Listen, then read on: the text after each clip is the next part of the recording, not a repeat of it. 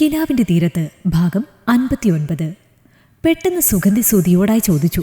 അവളുടെ ചോദ്യം കേട്ട് സുധി ഞെട്ടിപ്പോയിരുന്നു. ഗൗരവത്തോടെ അവൻ സുഗന്ധിയെ നോക്കി, മീരയുടെ മുഖത്തേക്ക് നോക്കി. എന്ത് വേണമെങ്കിലും സുധി തീരുമാനിച്ചോ എന്ന ഭാവമാണ് ആ മുഖത്ത്. സുഗന്ധിയാണെങ്കിൽ പ്രതീക്ഷയോടെ മുഖത്തേക്ക് നോക്കുന്നു, ഒപ്പം സതിയും.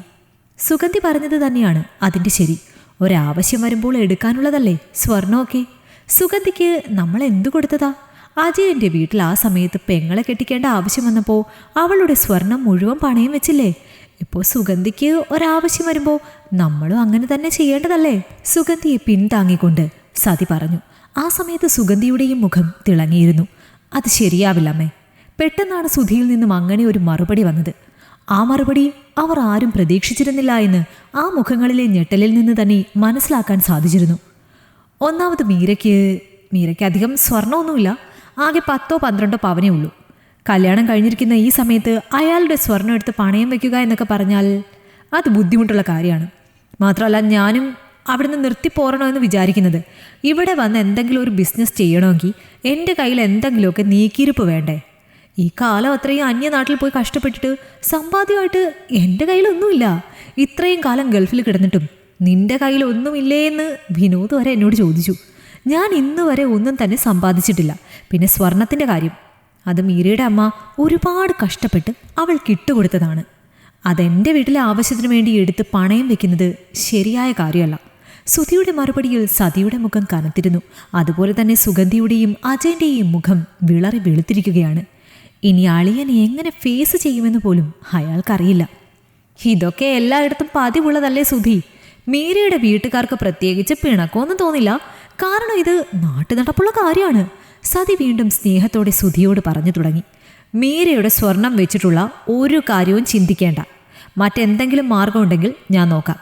അതേ ഇപ്പോൾ എനിക്ക് പറയാൻ സാധിക്കൂ. സുധി തീർത്തു പറഞ്ഞപ്പോൾ ഇനി അവനെ നിർബന്ധിച്ചിട്ടും കാര്യമില്ലെന്ന് എല്ലാവർക്കും മനസ്സിലായിരുന്നു. അജയൻ്റെ മുഖത്ത് ദേഷ്യം കയറുന്നത് സുഗന്ധി കണ്ടു. പിന്നീട് ഒന്നും മിണ്ടാതെയാണ് എല്ലാവരും ഭക്ഷണം കഴിച്ചത്. മീരയുടെ മുഖത്തേക്ക് ദേഷ്യത്തോടെ നോക്കുന്നുണ്ടായിരുന്നു സതി.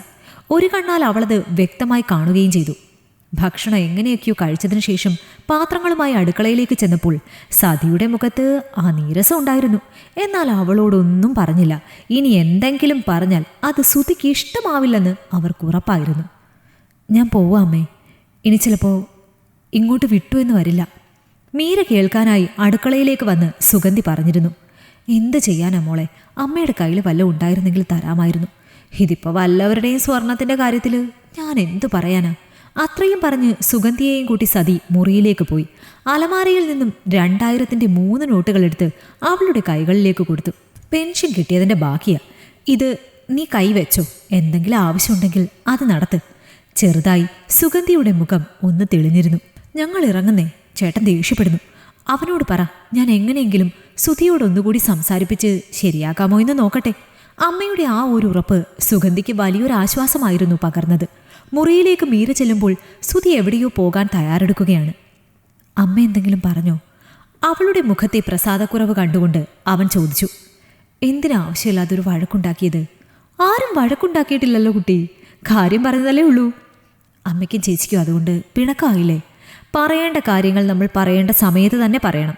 ഒരുപാട് വട്ടം അങ്ങനെ പറയാതിരുന്നത് കൊണ്ട് ഇപ്പോൾ താൻ ഈ വീട്ടിൽ ഒരുപാട് കാര്യങ്ങൾ അനുഭവിക്കുന്നത്.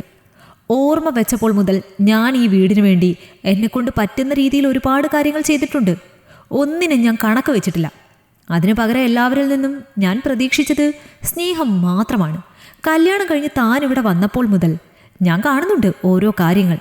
എവിടെയൊക്കെയോ എനിക്കും തെറ്റുപറ്റിയെന്ന് എനിക്ക് തോന്നി തുടങ്ങി. എല്ലാവർക്കും പണം മാത്രം കിട്ടേണ്ട ഒരു മെഷീനായിരുന്നു ഞാൻ. ജീവിതത്തിൽ സ്വന്തമായ ഒരു തീരുമാനം എടുത്തപ്പോൾ ആ ഇഷ്ടത്തിനൊപ്പം നിൽക്കാൻ സ്വന്തം വീട്ടുകാർ പോലും ഇല്ലാതെ വരുമ്പോൾ അത് എത്ര വേദനിപ്പിക്കുന്ന അവസ്ഥയാണെന്ന് എനിക്കിപ്പോൾ മനസ്സിലാകുന്നുണ്ട്. എന്നെ വിശ്വസിച്ച് കയറി വന്ന പെണ്ണിനോട് ഈ വീട്ടിൽ കാണിച്ചത് പകുതിയും ഞാനും മനസ്സിലാക്കി. ഇനിയെങ്കിലും ഞാൻ പ്രതികരിക്കണ്ടേ? അമ്മ 2 ദിവസത്തേക്ക് ചിലപ്പോൾ പിണക്കമൊക്കെ കാണിക്കും. അത് പ്രശ്നമാക്കണ്ട. തൻ്റെ സ്വർണം മറ്റാർക്കും തൽക്കാലം കൊടുക്കണ്ട. അതിൻ്റെ പേരിൽ ഇവിടെ എന്ത് വഴക്ക് നടന്നാലും അതിന് ഞാനിവിടെ ഉണ്ടല്ലോ. ഒരുപാട് കാര്യങ്ങൾ ഞാൻ കണ്ടിട്ടും കണ്ടില്ലെന്ന് നടിക്കുന്നത് തന്നെ ഓർത്താണ്. ഞാൻ എന്തെങ്കിലും ഒരു പ്രശ്നം ഇവിടെ ഉണ്ടാക്കിയാൽ അതിൻ്റെ കുറ്റവും തൻ്റെ മേലാവും. താൻ ഒരുപാട് അഡ്ജസ്റ്റ് ചെയ്യുന്നുണ്ടെന്ന് എനിക്കറിയാം. അവളെ ചേർത്ത് പിടിച്ച് നിഷ്കളങ്കമായി പറയുന്നവനെ കണ്ടപ്പോൾ അവൾക്ക് വേദന തോന്നിയിരുന്നു. ഞാനൊന്ന് ട്രാവൽസ് വരെ പോയിട്ട് വരാം. വൈകിട്ട് യാത്ര പോകുന്നതിന് മുമ്പ് ചില കാര്യങ്ങൾ കൂടി ഒന്നറിയാനുണ്ട്. ഞാൻ വരുമ്പോൾ ചിലപ്പോൾ ഉച്ചയാകും. വന്ന് ഉടനെ നമുക്കൊന്ന് പുറത്തേക്ക് പോകാം. എങ്കിലേ രാത്രിയിലേക്ക് യാത്ര പോകാനുള്ള കാര്യങ്ങളൊക്കെ ശരിയാക്കാൻ പറ്റും. അതുകൊണ്ട് താൻ തൽക്കാലത്തേക്ക് ആവശ്യമുള്ള കാര്യങ്ങളൊക്കെ ഒന്ന് അടുപ്പിച്ചു വയ്ക്കും.